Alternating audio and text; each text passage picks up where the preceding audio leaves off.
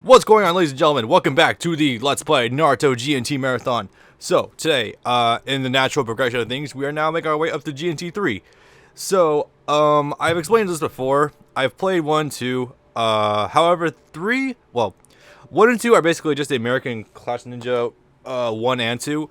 However, 3 is the start of the games that aren't worn over in America. In fact, you're going to see quite a lot of differences that never actually made it over to America with the Japanese games, with the with this game. So, actually, before we begin, I just need to turn on the fan 1 second. All right, sorry about that, folks. It's like I live in Arizona. I've mentioned this before, but we're starting to get into the depths of summer, and boy, around here, it gets pretty bad. So, I'm gonna just go through the step-by-step process of before how to get into this homebrew channel.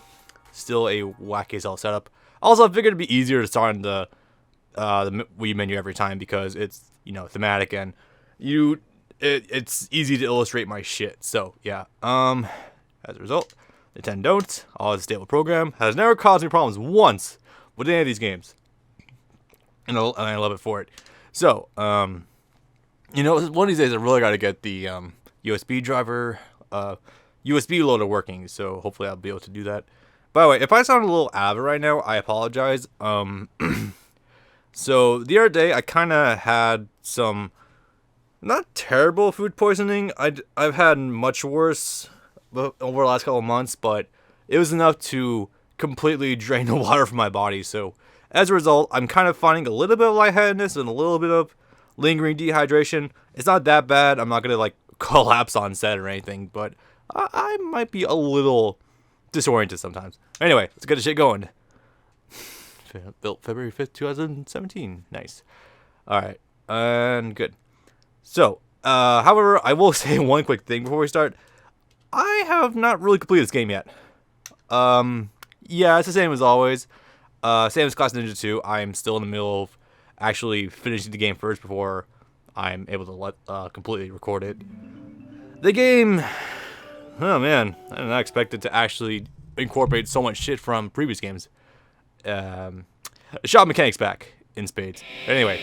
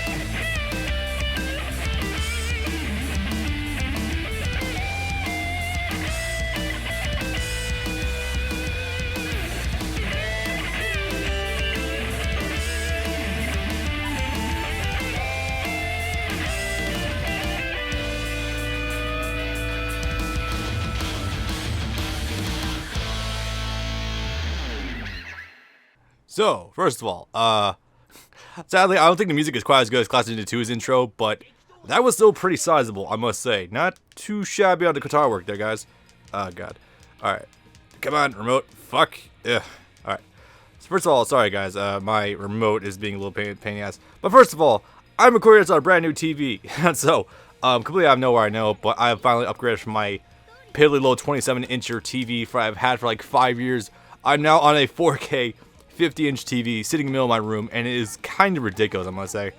Alright, so as a result, if I seem a little discombobulated with my setup, and I don't know where everything is offhand, give me time, I'm still getting used to this crazy-ass thing that's like a monstrosity sitting right in front of my eyes.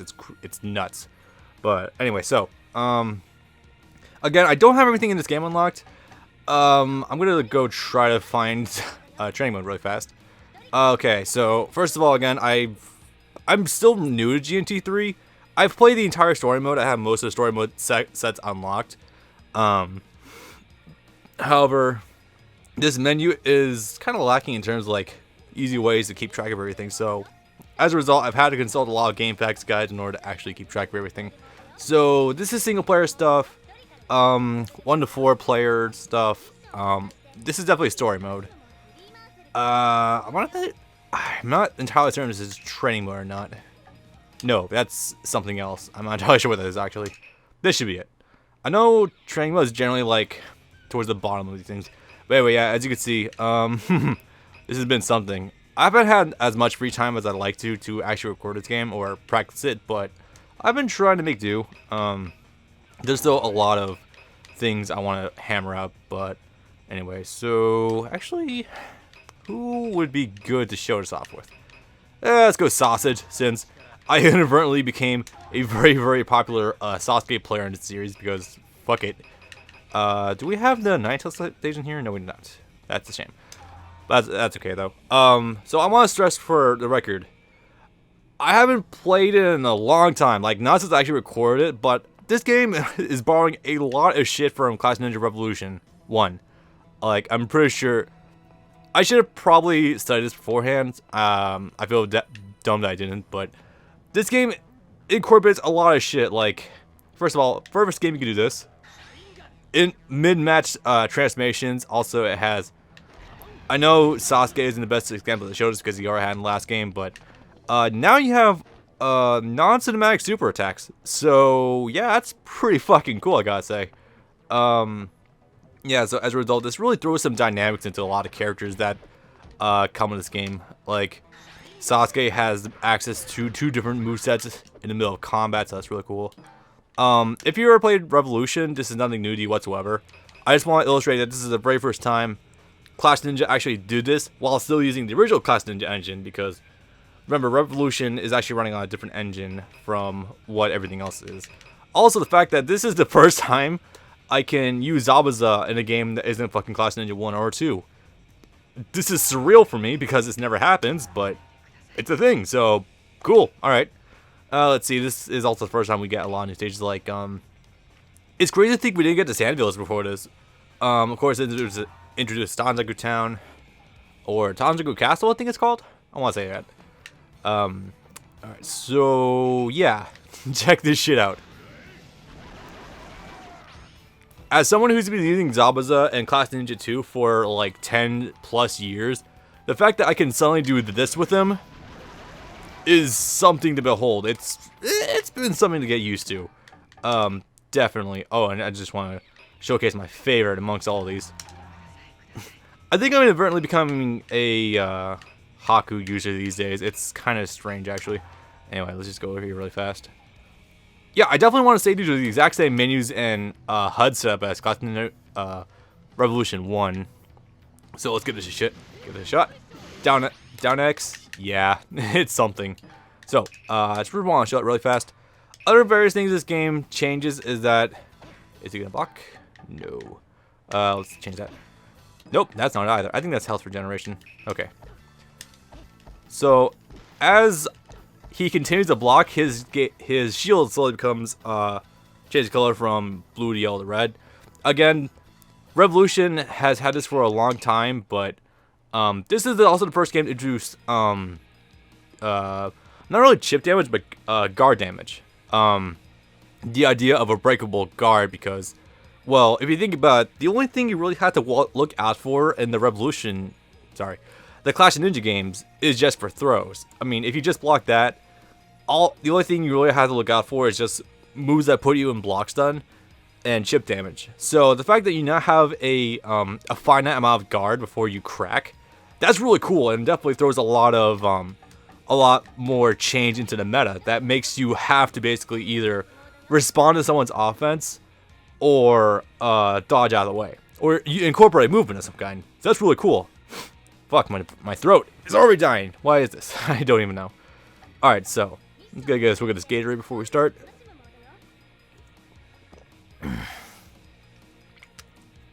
Alright, so with that, we should be ready to get this shit going.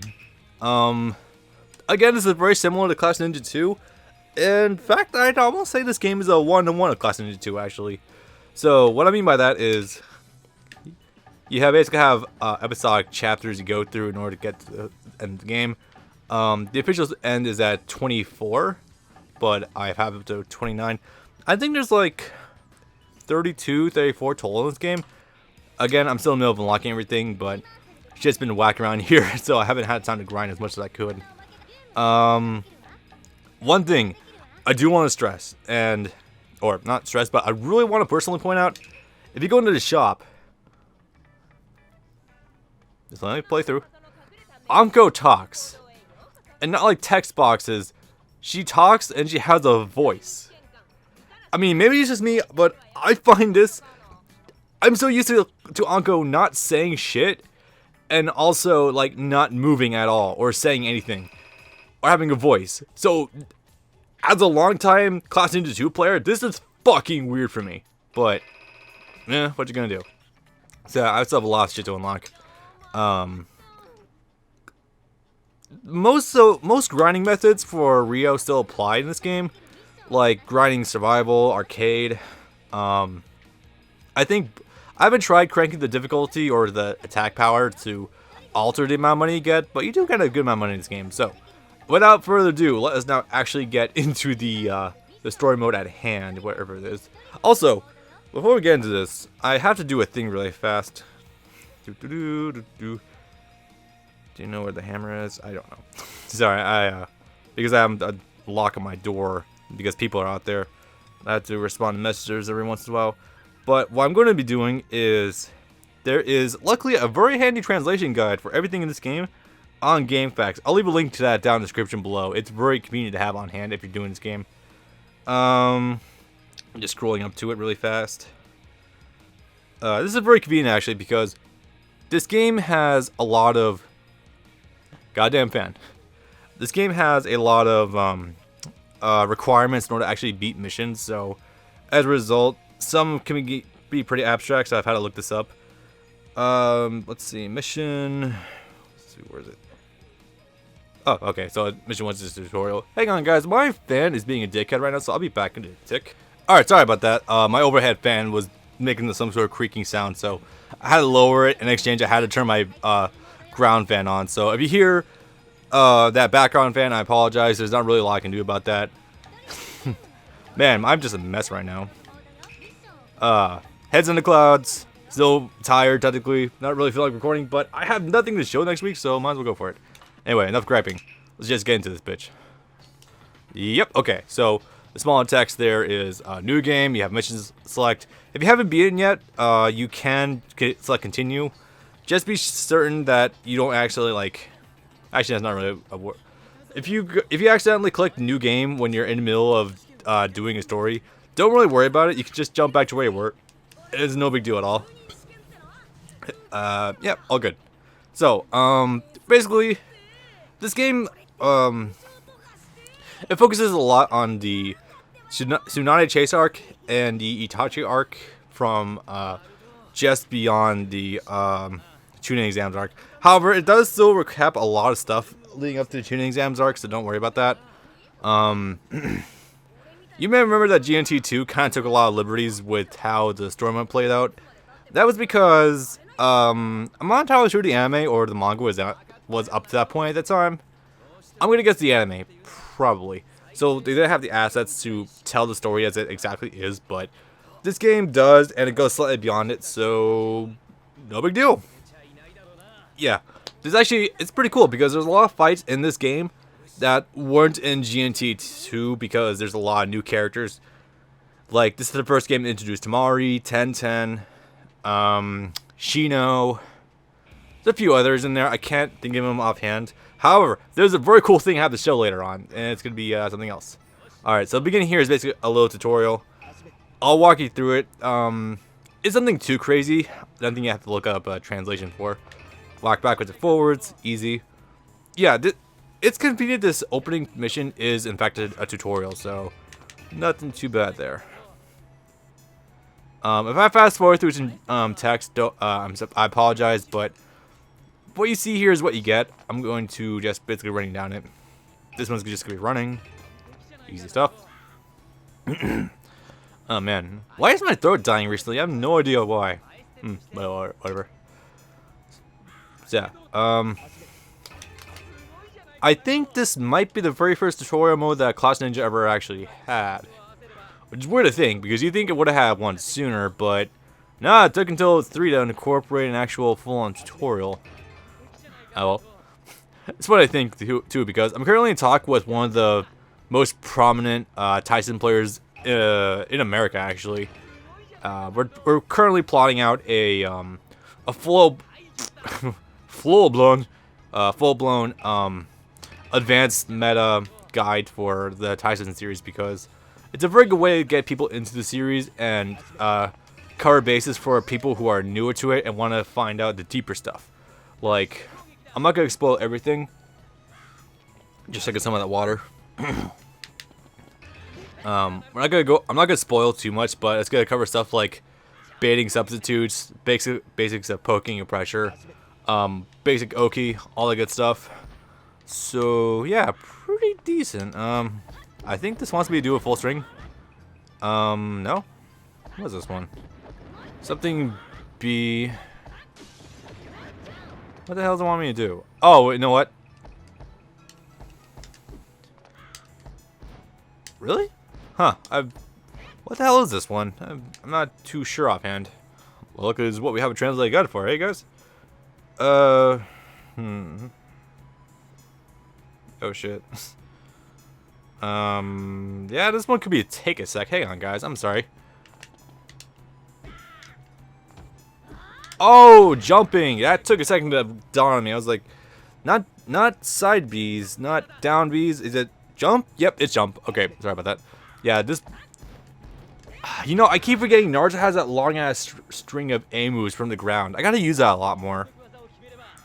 I say that because Naruto is again the most prominent character you could use in this series for story mode. So it makes the most sense to learn that. Also, I want to point out Naruto's gotten some really cool combo extensions from 2 to 3. Like, some shit that didn't work before suddenly work all of a sudden. It's very odd. Anyway, yep, do superhero. Superhero, okay. I wonder if I was getting my words confused because I watched One Punch Man earlier. You know, it also just occurred to me why I'm probably a little bit walking around in circles with my words right now. I kind of woke up, what, 12 hours ago? Yeah, I'm not that sleep deprived, but I'm a little on the exhausted side. Not too shabby though. Alright, but yeah, basic block. Again, you have a 5 amount of block now, but oh, this is tech rolling.